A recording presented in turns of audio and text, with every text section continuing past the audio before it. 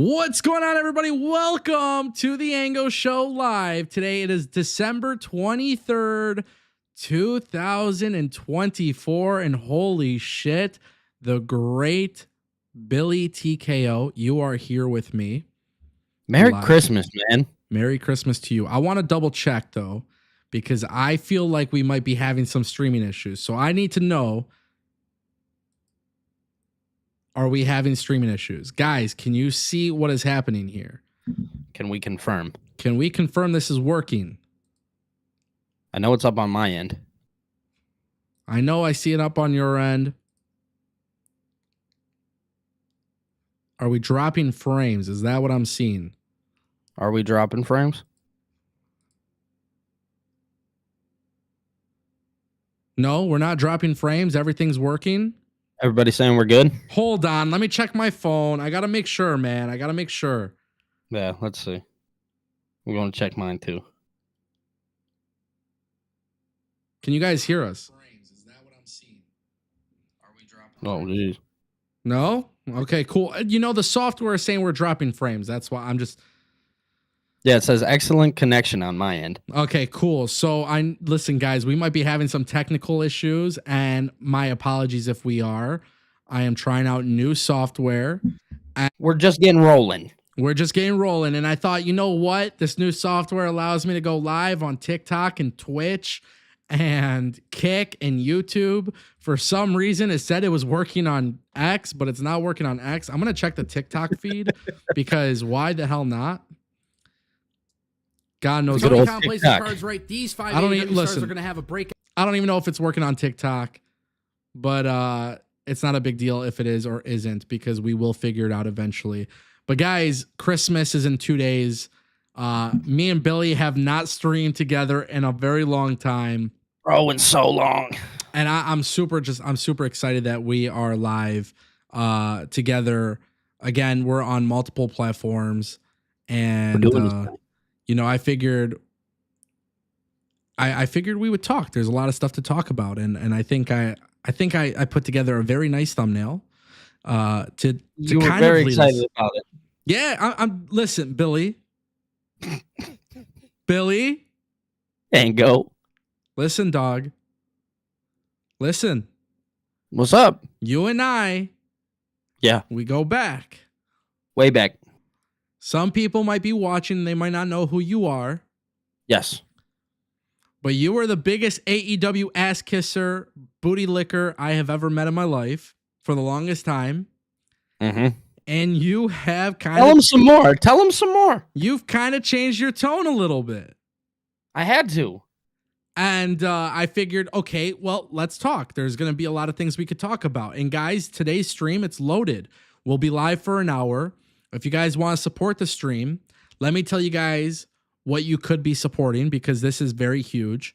I've been telling people kind of low-key, hey, man, I think we're going to get back to the live streaming at night. And yeah. And Billy and I, we haven't done this in a while.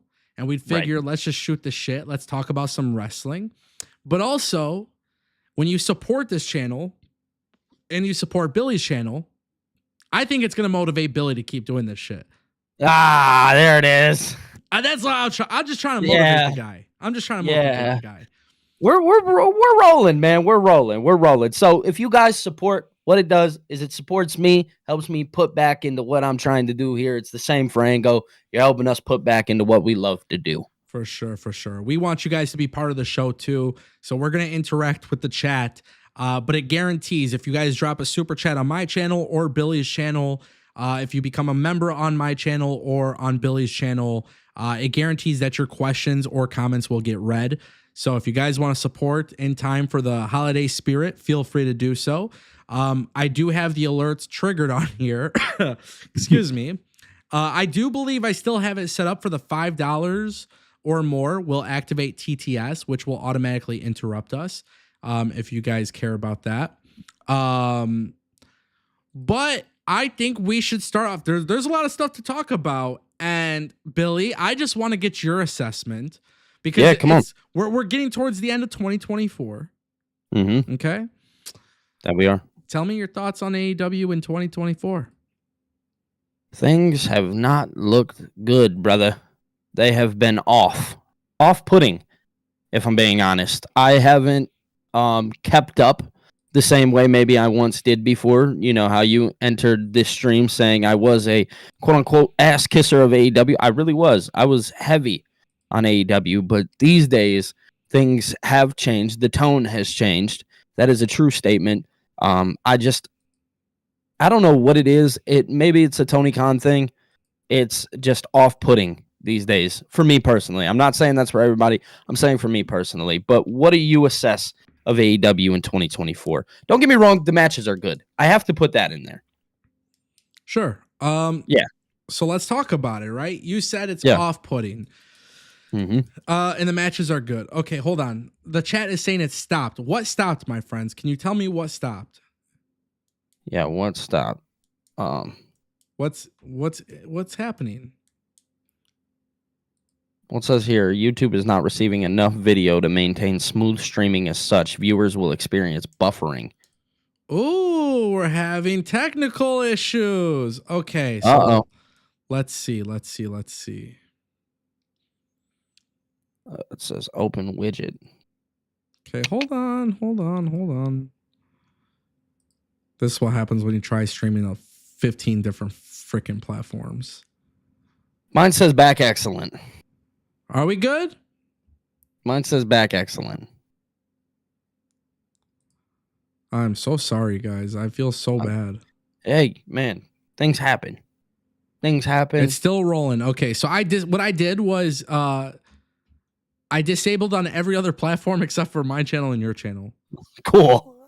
And it looks like we are great. So yeah, stream is healthy. Stream is healthy is what it says. Everybody good? Stream is healthy. We're back. Okay. We should be back rolling. Thank you. Okay, I do apologize for that, by the way. It's just obviously we're in a lot of places. We're trying to do a whole bunch of stuff. So back to the conversation. If we're having technical issues, guys, please let us know. I really thank you guys for doing that. And by the way, just slap a fucking just like that button for us. The like button. Yeah, so listen, I think AEW, what's actually really funny is I feel like I have a little bit of a different approach to AEW than you do. Because what I have been saying for a very long time is actually not, it's not anything new. It's just inconsistency. And 2024 continues that trend of AEW being inconsistent. So for sure. What I want to do is I want to ask you, because you said you kind of you don't keep up with it as much as you did. What would you say is the thing that drew you away from AEW? Oh, dude, it was that MJF Adam Cole story. I think once I seen how bad that got, and when MJF turned heel all of a sudden, listen, I think you can get away with the whole MJF being a babyface thing and turning him heel later on down the line, but you couldn't finish one storyline to make it make sense. Like that Adam Cole, and turning Adam Cole babyface from being the devil, it just didn't make any sense. And now it seems like MJF is just kind of floating. That's what it seems like to me. I know he cut a pretty decent promo on Collision this past Saturday or whatever, but even that, it's it doesn't hit the same, if that makes any sense. Yeah. So it was definitely that story that I think drove me away and seeing that go downhill. Yeah. Which is funny. People can go back and look. We had conversations of that storyline and what we thought may happen with it. And just to think how overly excessively wrong that all went. It did. It did go wrong. Now, looking back this year at AEW, I have I have this thing, right? Okay. And let me see. People are saying the stream is still frozen. So let me just check something really quick. Yeah, go ahead. Are they still saying that? They are, but on my end, it shows that it's perfect. So let me just double check.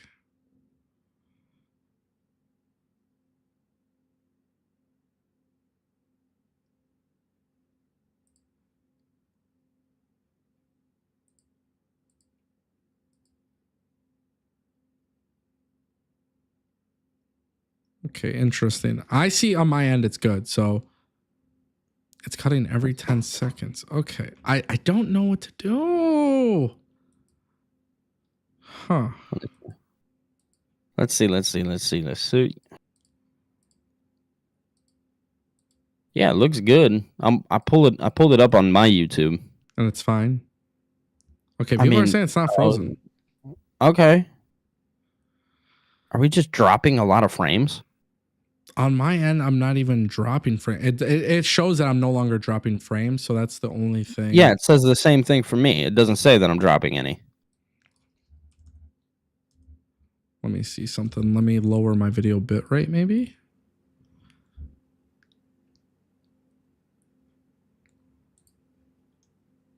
Yeah, no, it looks good. Okay, everybody's saying it's fine. Okay, cool. Okay. Sorry about that, guys. Honestly, I swear to God, I'm literally just trying to figure out some new technical stuff, and it's crazy, and I don't want to keep interrupting the stream with that. But obviously, we'll have it figured out by the time we go live again. Right. We'll figure this out as time goes. So, here's the thing. Oh my God, we just dropped half the fucking viewers.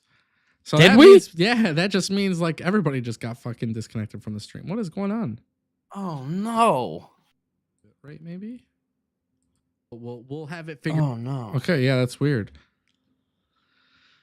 Very weird. Okay, hopefully we're good. We're just gonna hope. We're just gonna wing it. Either way, I have this recording, so worst case scenario, I can always edit it and just upload it. Yeah.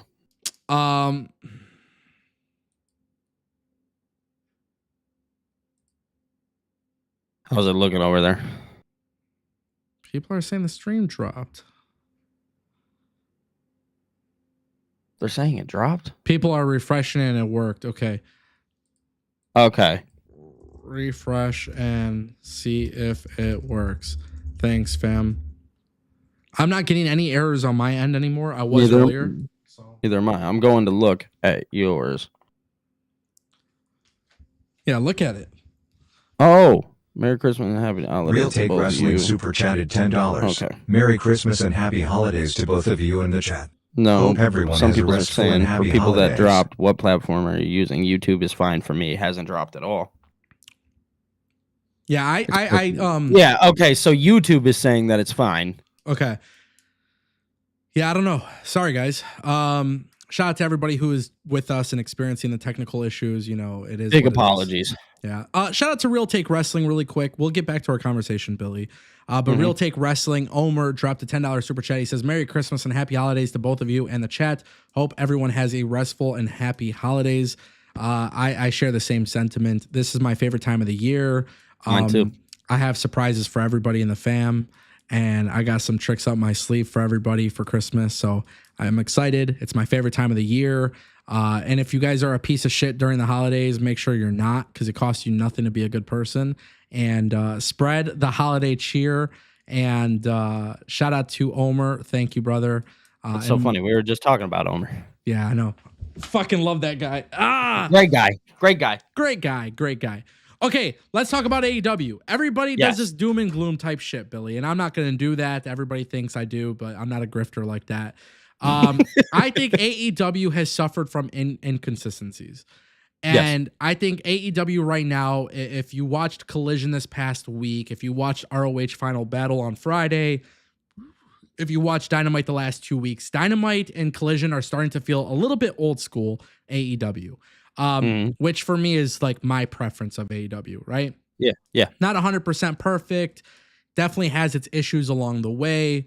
Whatever it may be, I think AEW this year has just battled the inconsistency bug, which is Tony Khan's biggest issue that he's had since running AEW.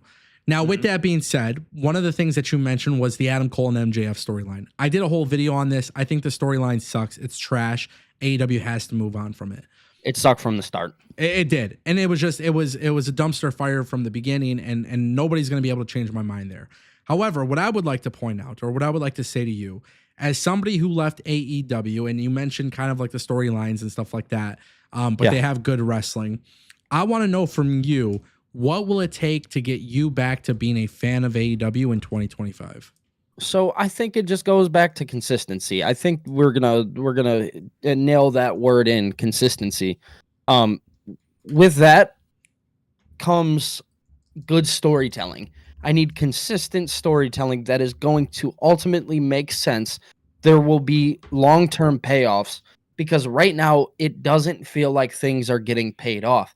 And what I see is a lot of people making excuses for AEW saying, well, if you look at it this way, I don't listen. I watch WWE and I watch WWE because it's simple right now. You know what I mean? It doesn't take much for my brain to process how a storyline is playing out and what it means. Yeah. When I have to do research and deep dive into, oh, well, the storyline works this way or it works that, I don't want to do that. That's uncomfortable as a fan, especially if you're a casual fan. Yeah. Nobody wants to do that because if a casual fan's watching and they have to go do research and they have to come watch a billion YouTube videos, what is that really doing and saying for your company? Yeah. So, you know, I'm gonna fight back a little bit here with you. Okay. I feel like not too recently, but in like the last month or so, I think AEW has done a slightly better job of tying all the loose ends together across their stories. Now, when you talk about like researching stuff, I do agree that AEW has a tendency to do this. Now, a perfect example of this, guys, for those who don't know what I'm talking about. Recently, Jack Perry is having issues with the Young Bucks, but we saw that take place recently in New Japan Pro Wrestling. We didn't see that take place on AEW television. So what I think has happened with AEW, and when I say inconsistencies, I think AEW understands what they're trying to do. I think their execution is the issue.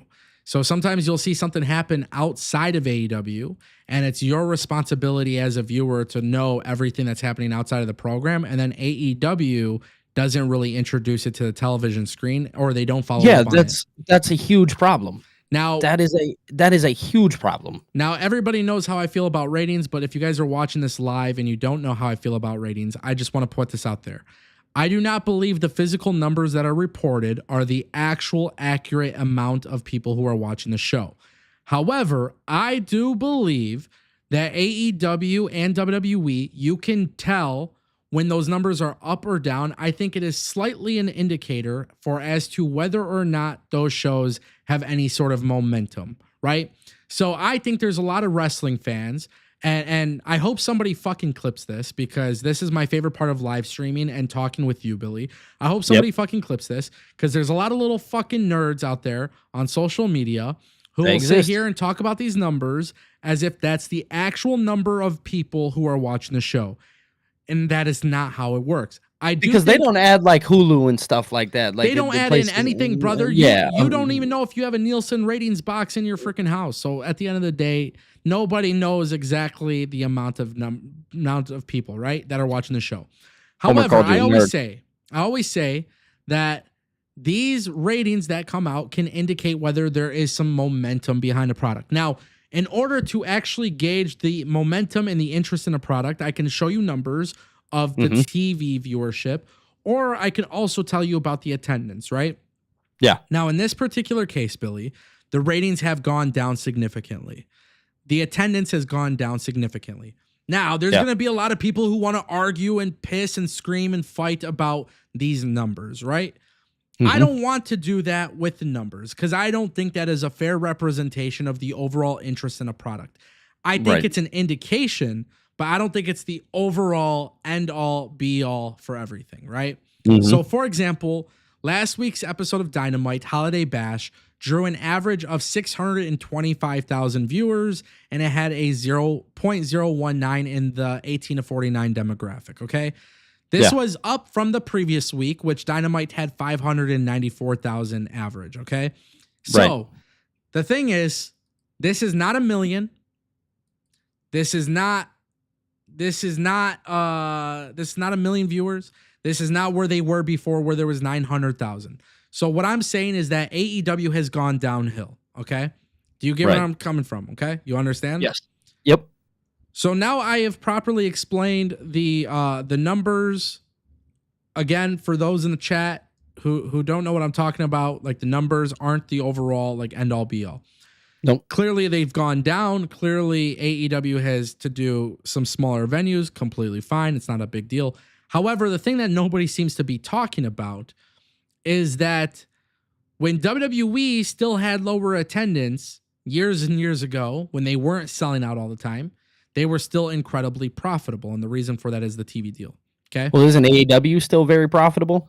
I can't tell you if AEW is profitable. I can't tell you what their margins are, but what I can tell you is that AEW's new TV deal should be putting them above in the profit. They should be. If they're not profitable at $185 million TV deals per year, that's very worrisome. Right.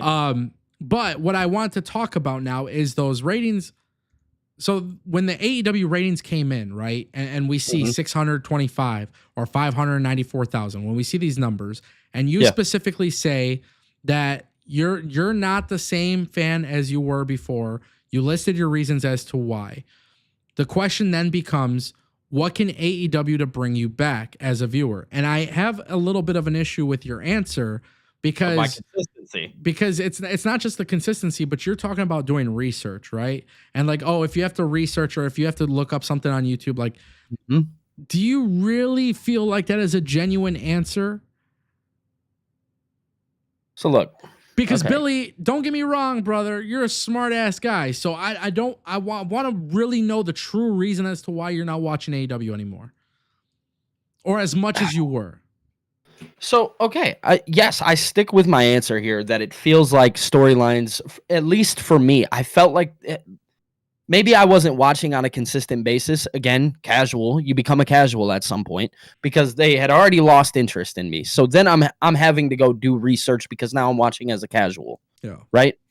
So I'm sticking to that. But on top of that, there is more to it. And I think it falls in the line of like, okay, if I'm having to do all that, and then I think I'm not as interested in the characters. I think one big thing that really turned me away, and I'm just gonna point this person out, was Chris Jericho.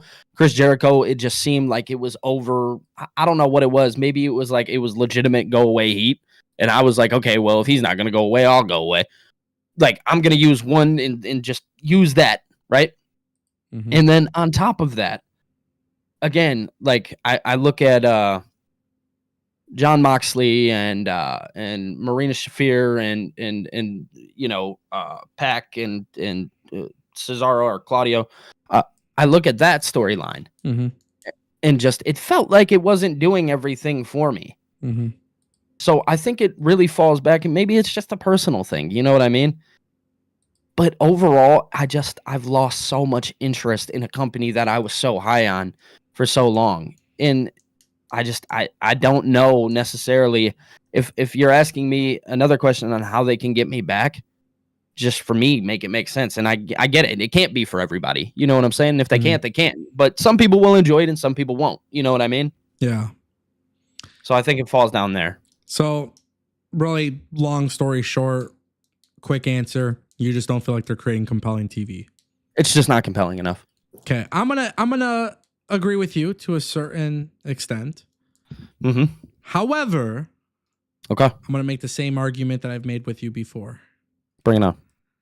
AEW became a disaster since the moment they aired the CM Punk footage. Absolutely. And I'm surprised I didn't hear this coming from you, because I'm a big CM Punk guy. You're a big CM Punk guy. And you've actually told because I still tried to stay there even after that. I'm not sure if I'm able to cuss, but that dumb shit happened.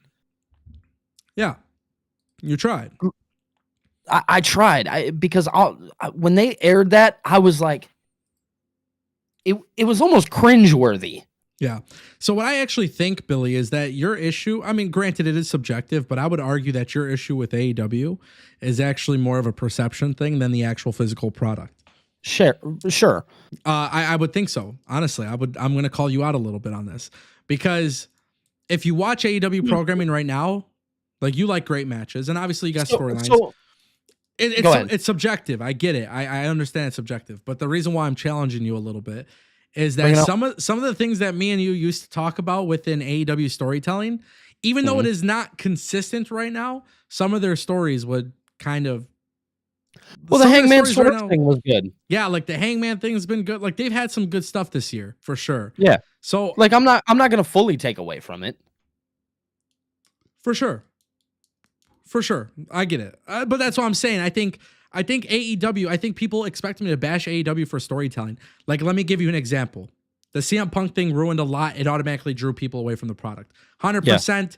Literally, it doesn't matter what AEW does. AEW can get $50 billion.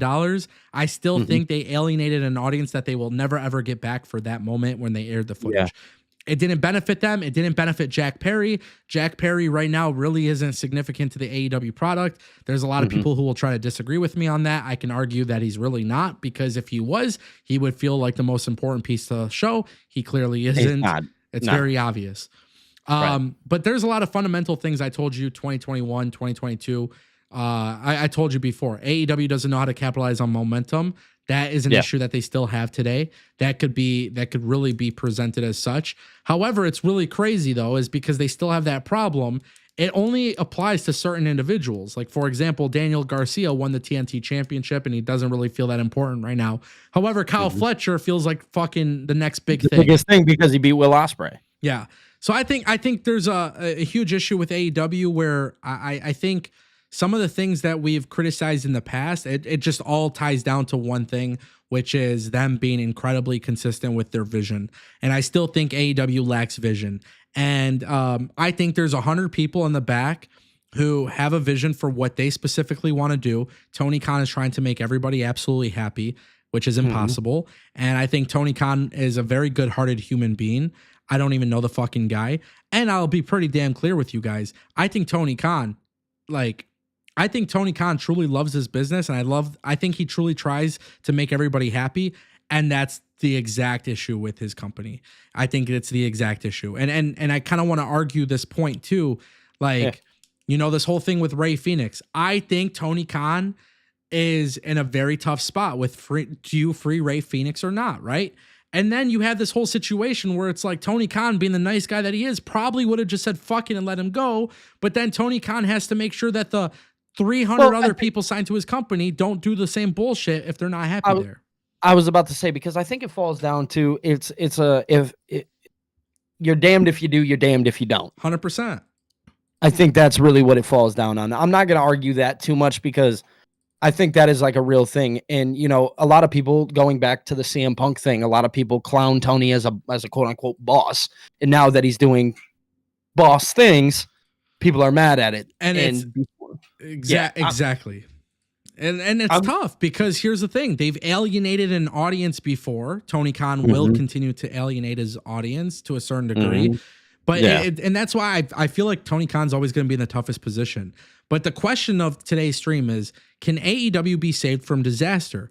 And I'm actually willing to put this out there, that no matter what AEW ever does, for as long as WWE is up there, especially now with this TKO brand and all this shit, I feel like AEW will always be a niche product. I don't think they will ever have a chance to get back to, I think they've already hit their ceiling.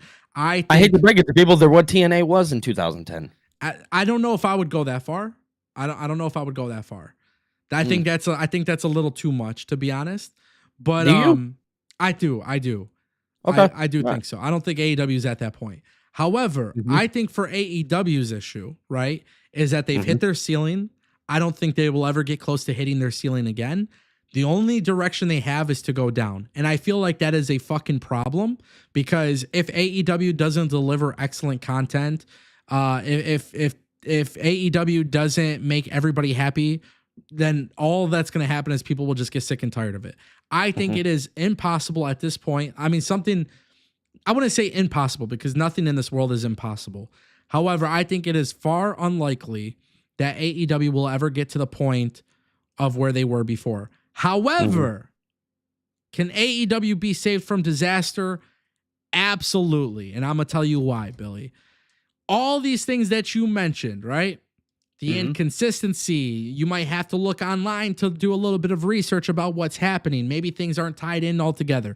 Let's just say AEW is just gone down the shitter completely.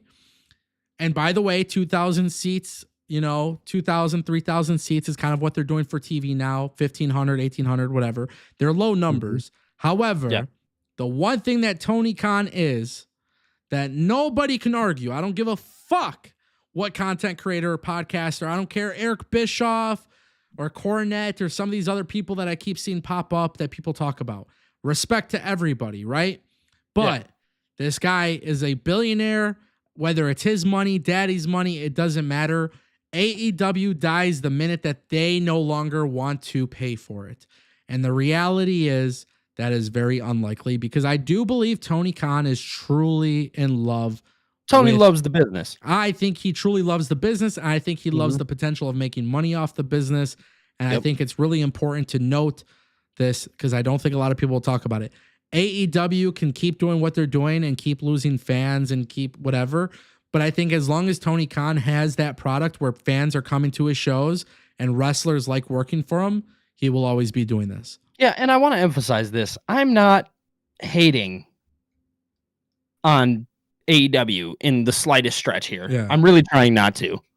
I have a lot, and I mean a lot of respect for what AEW has done. For sure. I mean that wholeheartedly.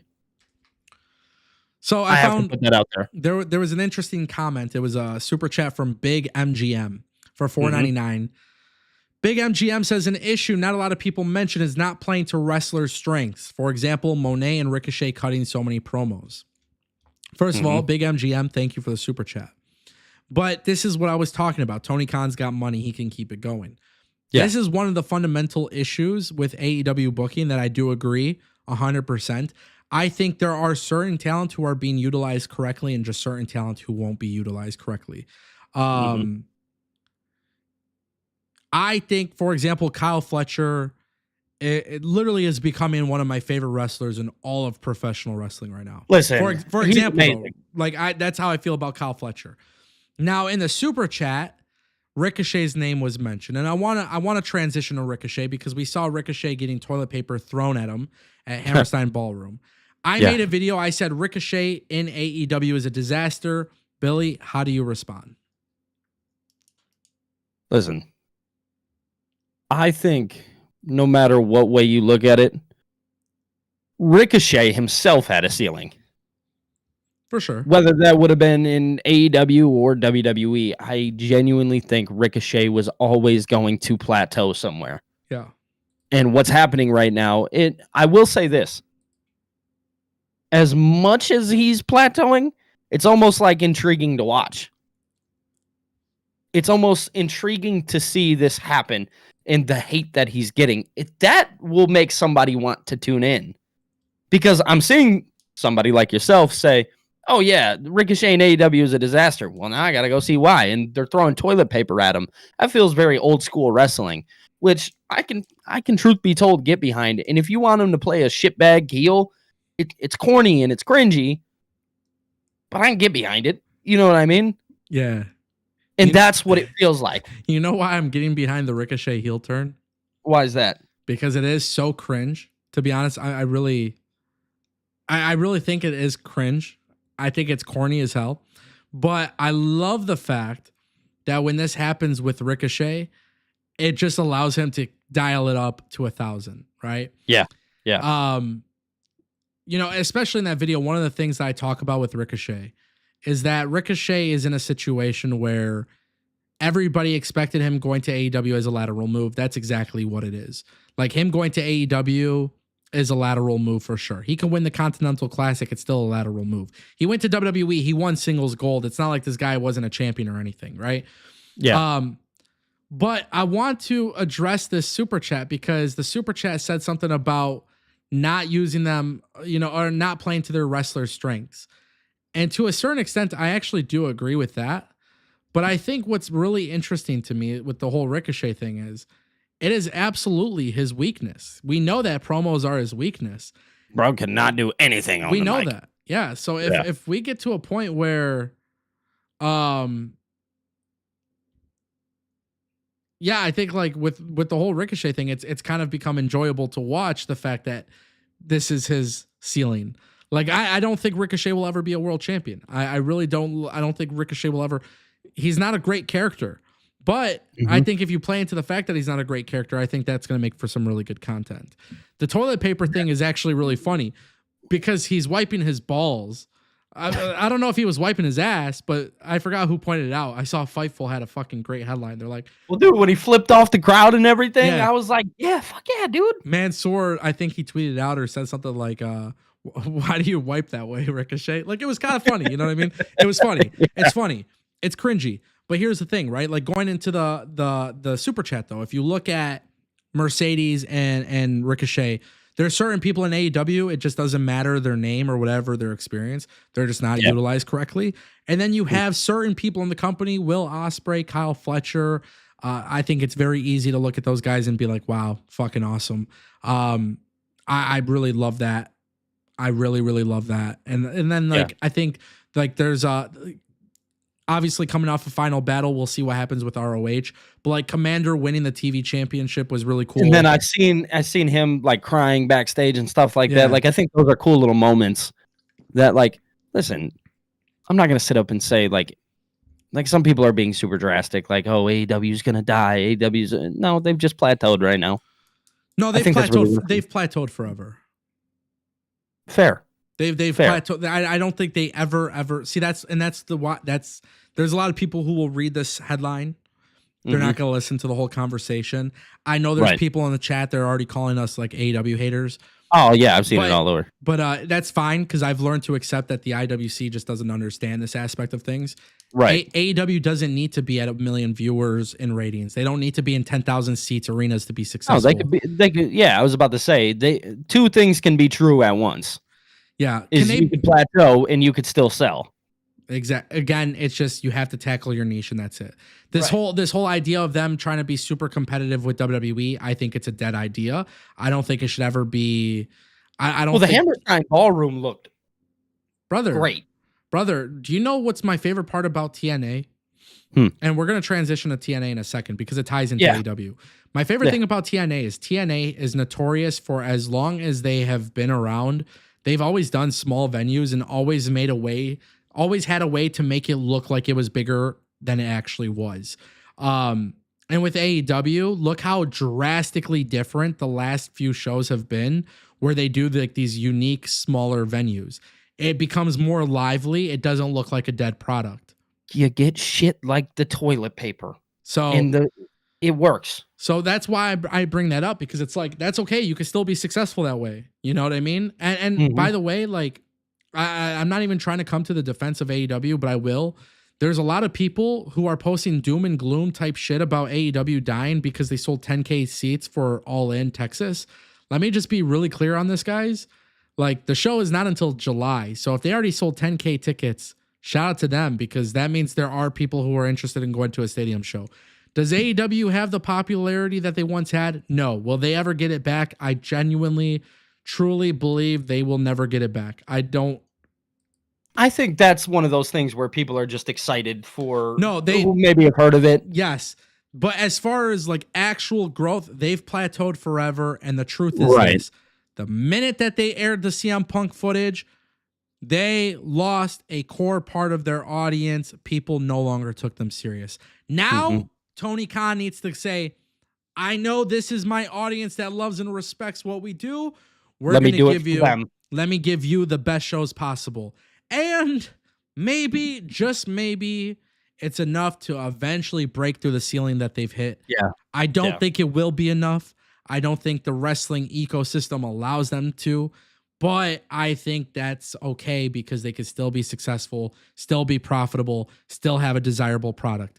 I will say this, in 5 years, we will come back and watch this live stream and we'll see if I was right or wrong. But as you guys know, Billy knows this. I have been right more than wrong. Like I said, we've talked about it off stream numerous times. We've talked about it off stream, in stream. Right. And that's why I feel like chat, I know you guys don't get this, but me and Billy have had some live streams where Billy was, hey, like I said, he was kissing their ass a little bit. And I would tell Billy, I'm like, Billy, this is a problem. This is a problem. And now we're starting to see things that I was talking about years ago have happened. And you're like, holy shit, you were right. So it comes back to what you just said in the beginning and me giving my speech and how I felt of it being a perception thing. I will say you're absolutely right. It is a perception thing because I look at the things that have actually happened and I'm like, okay, those are just my thoughts. You know what I mean? And how I perceive it. Mm-hmm. So yeah, I agree 1000%. So thank you for breaking that down, Ango. No, for sure. All right. Here's some interesting stuff. I want to turn our attention to some news about TNA. Okay. This news directly impacts AEW for a variety of reasons, and that's why I think this will be interesting. Chat, please feel free to join in because this one is interesting. So last week, there was some news that came out that TNA will begin to air TNA Impact exclusively on Sportsnet 360. Now, for those who don't know, Sportsnet 360 is a big channel in Canada. It is the home of all the Canadian hockey teams for the NHL. Oh. And this is the channel where WWE was broadcasted on Canada before WWE moves to Netflix, right?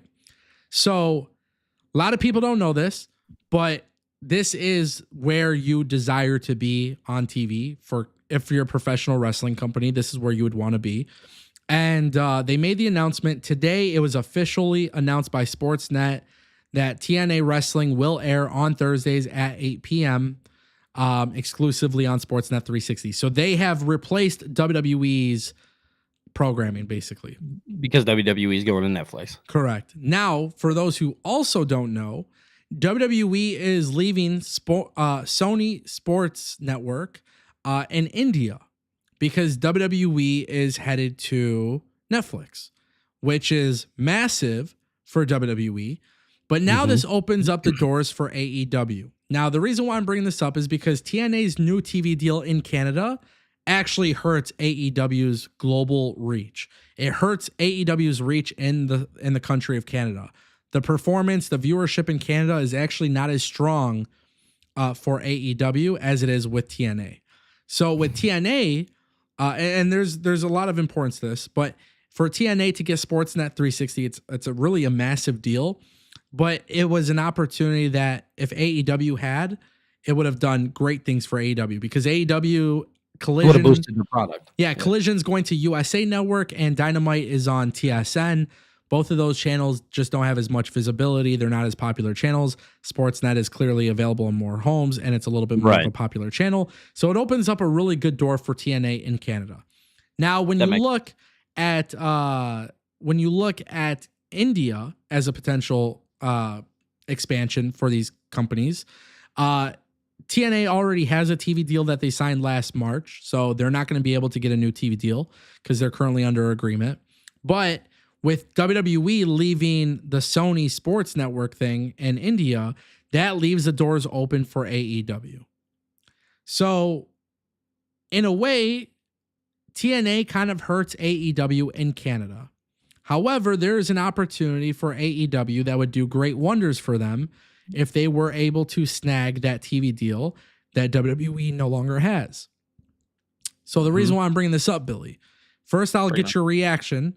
But secondly, I'm going to ask you right now, based on all this talk about TV deals, based on TNA's uprising and potential growth, do you believe that TNA is coming after AEW's growth? Do you think they will become a threat to AEW? I have my answer, and it involves these TV deals significantly, but I want to hear your reaction first. So, yeah, of course. Of course TNA is going after AEW's growth. Because, okay, here's the thing, right? A smaller company like TNA has been overlooked numerous times. They get to play with WWE. We have all the stuff that they've done over with NXT. Looks great for their company. People, especially when nostalgia hits, everybody's like, oh, yeah, I remember TNA, And then AEW the whole time is looking ahead at WWE rather than paying attention to that third brand, that little guy in the background who's trying to take your spot and potentially could. That's who you need to be. I get it. You want to look ahead and you want to look forward, but you always have to watch your back. Because behind you, there's always somebody chasing that spot. Oh. And that's TNA to AEW right now.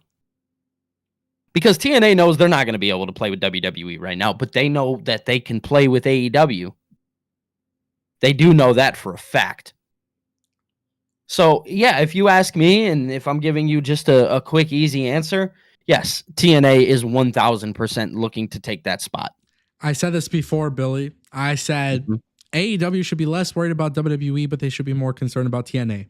The AEW, Tribalists, the Marks, they absolutely hate when I say that, but there's a reason for it. What we are seeing internationally with TNA and their TV deal is a very big indication that Anthem, the company that owns TNA, is willing to, because they owned the network that TNA was airing in Canada, which was Fight Network. It tells you very much that TNA's parent company, Anthem, is willing to get away from their TV networks in order for TNA to actually grow. So that tells me a couple things. One, this will make the wrestling industry healthier. I think TNA trying to be a little bit more competitive and getting new TV deals will not necessarily make a threat to AEW. I don't think TNA growing hurts AEW, but I think what it does is actually make AEW better, because when you're at the top, you have to worry about people below you trying to take your spot. And if AEW isn't worried about what's at the top with WWE, and they're more worried about the behind, it's going to force AEW to get better, right? Now, when I talk about the new TV deals for AEW, yeah, like their TV deals right now in Canada really aren't that great. But obviously, it's not the primary market, which is fine, right? It's not like that drastic of a deal. But for TNA, it is very telling that Anthem would get them off of Fight Network to go to Sportsnet. Now we got to look at in America what's going to happen. Ring of Honor is about to get a new TV deal. There is some rumors. I've tweeted this out. I tweeted this out, and I'll talk about this here on the channel. I've heard little rumors that Vice TV is trying to get into sports, and more specifically, wrestling and MMA. So if Vice is trying to make that jump, Ring of Honor, which was something I heard floated around, I don't have confirmation on this, but I've heard that Ring of Honor on Vice could very well be a thing that happens. Now, with that being said, let's say Ring of Honor goes to Vice, or let's say Ring of Honor goes, better idea. Let's say Ring of Honor goes to Fox Sports 1, right? Okay, FS1. Yep. Sure, FS1, right? Let's say that's where Ring of Honor goes. Then whoever else was in contention for Ring of Honor, the first thing they should be doing is picking up the phone and calling Anthem and bringing in TNA. Yep. Now you have a healthier wrestling ecosystem, because that means ROH and TNA have relatively good TV deals. Not the best TV deals, but relatively good TV deals compared to where they were before. So when I say that the new TV deals hurt AEW in Canada, it does. But it goes to show you that Anthem is willing to do something with TNA that maybe they weren't willing to do before. So I do firmly believe that we are in a situation that just in general ultimately will lead to some really good stuff. Really good and happy for TNA to get that the Sportsnet deal. Very happy that, maybe even the doors could open for AEW in India, because global expansion matters, especially professional wrestling in India is relatively big. So obviously I look forward to seeing what happens with that. But as we dissect this conversation and we analyze things, it's just important for everybody to remember exactly what's at stake. Content could be really good. It could be really bad. But at the end of the day, for Tony Khan, for Anthem, for WWE, what matters is the money that they're getting. And when WWE went to Netflix, that opened up a lot of doors for all these other wrestling companies. And now we got to see who takes advantage of that. We have not seen AEW take advantage of it just yet. Doesn't mean that they won't, but they haven't yet. We're already starting to see TNA do so. Yeah, it's the truth. Okay, couple things that we're going to talk about before we call it a day. The live stream flew by. It did. It flew by like freaking crazy. We had those technical difficulties in the beginning. Sorry, guys. And I'm so apologetic for that. I'm going to try to make sure this shit goes smooth as hell. Darren Buss dropped to $4.99. Whoa. Oh, man. Cough. Wow. $4.99 super chat. If you had to remove 10 wrestlers from AEW to make the better product, hold on. If you had to remove 10 wrestlers from AEW to make the product better, I don't understand the second half of your question, Darren. There is a lot of spelling. Yeah, I see it. So I'm gonna guess that you mean if we had to remove 10 people, who would it be to make the product better? Right. That's kind of the way I'm reading it. It's hard to answer that question because I'm not going to advocate for anybody to lose their jobs. Absolutely not. I can't do it. But what I will say is that AEW doesn't have an issue with the people they have signed. They have an issue with how they use the people they have signed. Boom. So the way to do that is give ROH a brand of their own, and that would be the most important thing. And let them thrive. Exactly. Okay, so Billy. Yeah. I want to talk to you a little bit about 2025. I think this is the best way to end the stream. Yeah, let's talk about it. Let's talk about it. So WWE in 2025, AEW in 2025, TNA in 2025. The way that we're going to break this down is literally just talking about some bold things that we'll see happen in pro wrestling 2025. Okay. So first thing, I'm going to give you a couple things that I think. I want you to react. You'll give me a couple things, and then I'll react. Cool? Cool. Number one, Shane McMahon truly does arrive in AEW, not as an on-screen figure, but as a backstage component. He's going to be an element that helps Tony Khan backstage. Hey, I'm with it. I am predicting that Shane McMahon comes into AEW not only as a he'll be there on some aspect of on-screen, but I believe Shane McMahon will join the company as an executive vice president. What is your reaction? You don't think he's going to be on screen?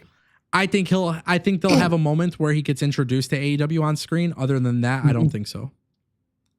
Okay. I could see it happening for sure. Yeah, I'm not against that. I think a lot of signs point to just Shane McMahon being there in the first place. What are your thoughts on Shane McMahon being an executive vice president? Tony Khan needs help. Get him some help. Somebody who knows the business. Okay. No better than a McMahon who many people thought were actually going to take over WWE for a long time. Okay. So yeah, get the help, man. Okay.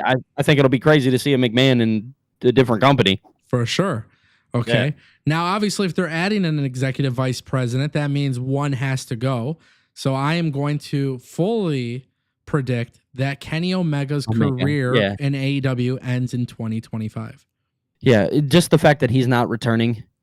He is. Well, what I was going to say is he's not returning in AEW right away. Yeah. Just kind of tells me that, things, whatever the case is, I'm not going to predict or I'm not going to sit here and speculate. But just overall, him not returning and wrestling in AEW right away and him just going to New Japan tells me kind of where Kenny Omega's home is. Okay. Yeah, I think we get Kenny Omega out of AEW. Yeah. I do believe that. And then my third bold prediction that I have for 2025 is that WWE this is a little crazy. Okay. I think WWE will fully cater to Netflix, rendering the idea or the notion that WWE SmackDown will basically entirely become useless, meaning that WWE will fully end the brand split. Yeah. And I believe that NXT truly becomes the third brand, meaning that there will not be a call-up system. Okay, so there will just be people on that show. I believe WWE will intertwine everybody for Raw on Netflix. Well, I think we've seen a sign of that when they started doing the transfer portal. I think that's kind of what gave that away. Now, do I think that SmackDown will become useless? The fact that I know that they're keeping Cody on SmackDown kind of told me that they're not gonna leave it as useless. I think as long as you keep certain superstars over there, because some people hate the brand split. I actually like it. I enjoy the brand split, if I'm being honest. Yeah. It's not something I'm fully against. So I don't want to see it die. I think because I remember when the brand split died back in like 2012 in that era, that tore me away. Now, obviously, it could be different now. Not the same person running the company. Yeah. But yeah, overall, I don't see SmackDown necessarily becoming useless. I think it'll still have momentum. But that's a hot take. We'll see. For sure. 2 super chats that I want to read because I think they're relevant to our conversation. Okay. So Omer from Real Take Wrestling dropped to $4.99. He says AJ Styles in AEW 2025. Billy, what's your reaction?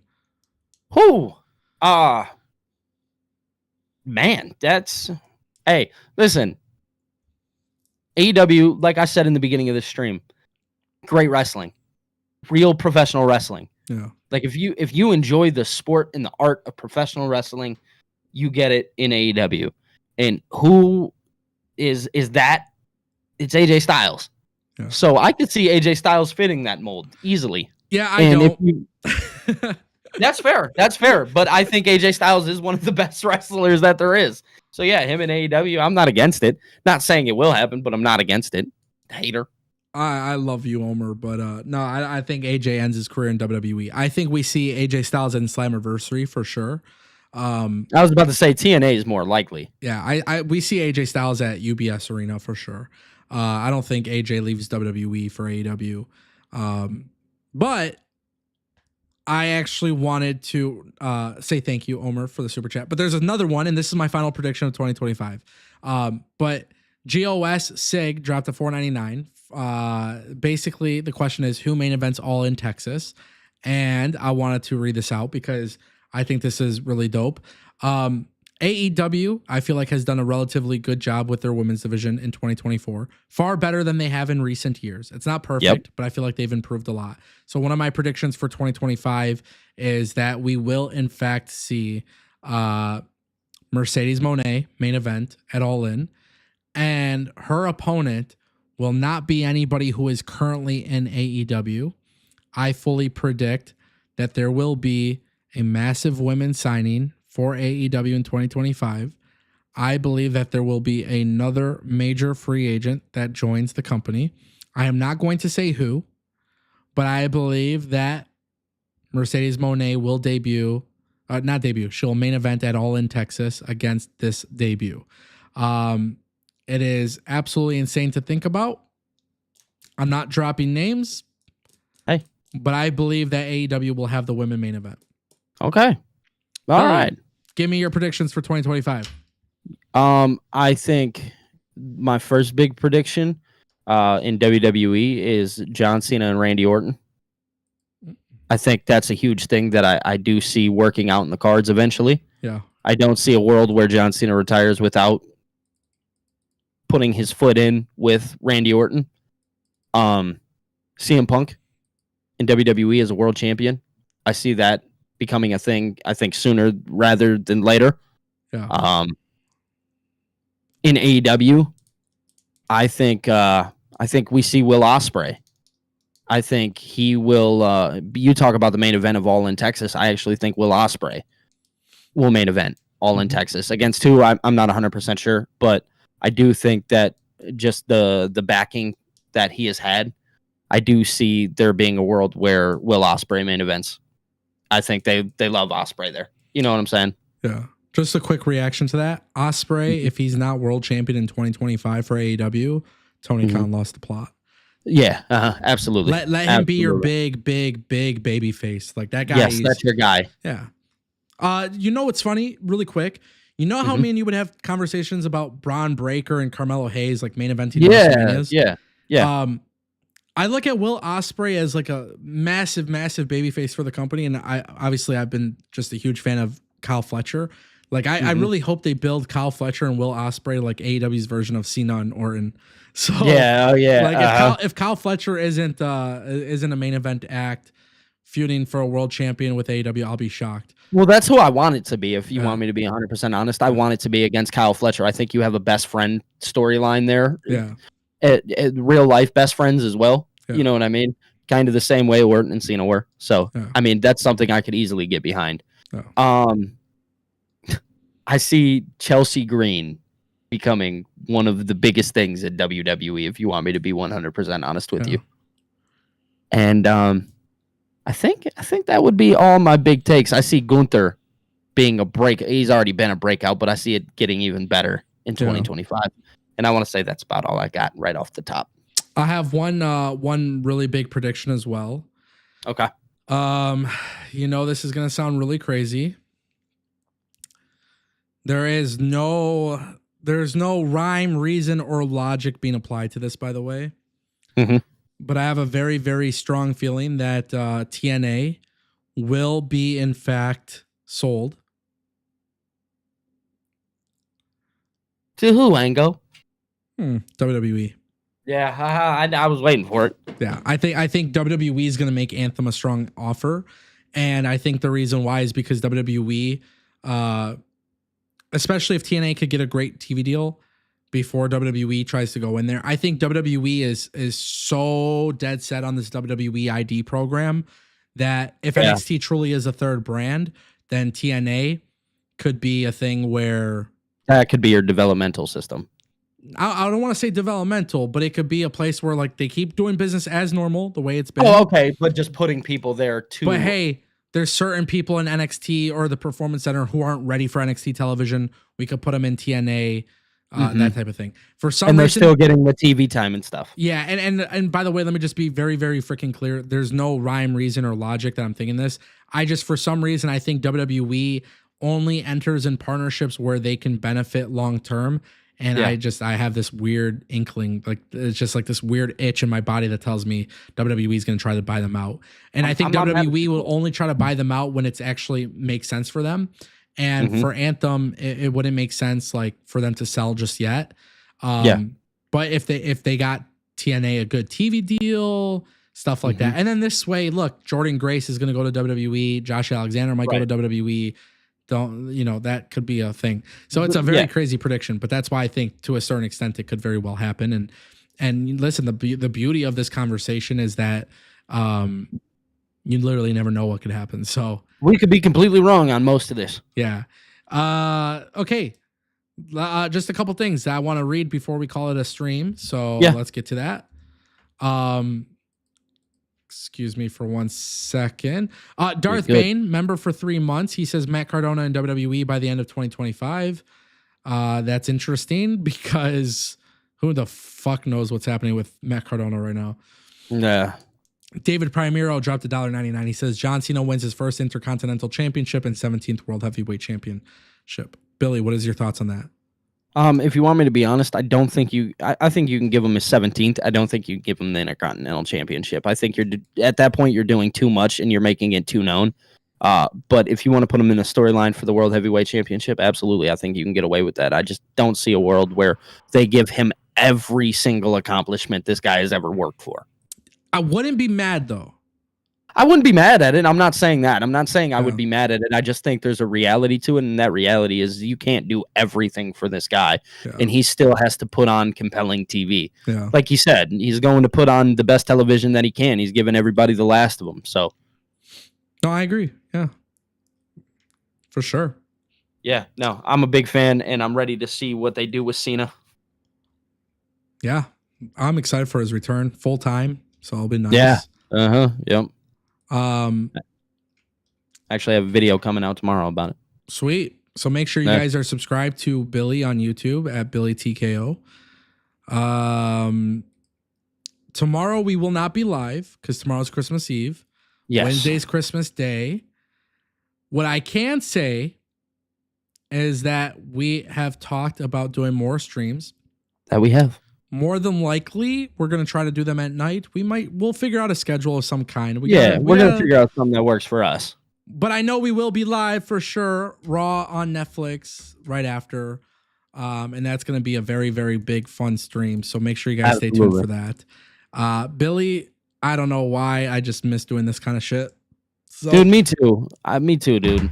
I appreciate you pulling up. I appreciate you having me, man. It's always a pleasure. I love seeing your chat and stuff like that. I love hanging out with you guys. You guys make it really easy. Yeah, Billy TKO. What can I say, Randy? Yeah, Billy TKO. Dude, the guy is a freaking paid shill by TKO. We just got a big one. I don't know what currency that is. Yeah, I'm not sure. Miggy dropped 150 pounds. Oh, is that pounds? No, that's not pounds. That's a lie. That's, I think that's Filipino money. Oh, okay. From the Philippine. Yep, it's Philippine. So Philippine pesos, excuse me. Oh, okay. Miggy says 2025, Cody's the next big heel of WWE. I actually think that's I think so too. I've been saying that, yeah. Yeah, that's a good one. I'm not mad at that at all. Really quick, Billy, before we go, I'm gonna give a shout out to Permanent Press here. Can I spare 8 minutes of your time, Billy? Yeah, absolutely. I'm not gonna need 8 minutes. I'm only gonna need one. Ready? It's this simple. Permanent Press says, I see WBD being sold to NBC Universal, which will hurt AEW. Guys, I actually 1000% have predicted this before. You are going to see a lot of streaming networks and a lot of TV networks being broken off from their companies and consolidated into like 2 or 3 major ones. So if that were to happen, Billy, what are your thoughts? So I think then, well, what happens is WWE is really in control of the wrestling market. Well, no, because they don't own NBC. So hold on. So yeah, it would be really weird. It would hurt, is really what I'm trying to say. Yeah, I agree with Permanent Press here. I just wouldn't be good. That's deep. Yeah, it's interesting. That one's really deep. Just remember, guys. I muted myself. Yeah, you tapped a button. I fucking love AEW. Oh, that's crazy.